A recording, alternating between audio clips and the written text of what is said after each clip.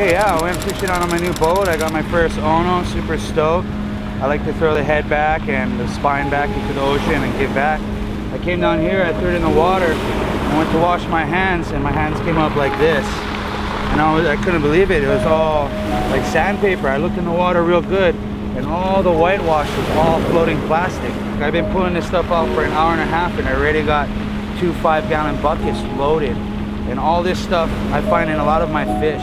You know, I find it in my mahis, I find it in even my opelu, the bait fish. Everything from the bait fish to the mahis, the big fish, I find this in. And a lot of seabirds I find dead too. So a couple hours out of your day here and there helps.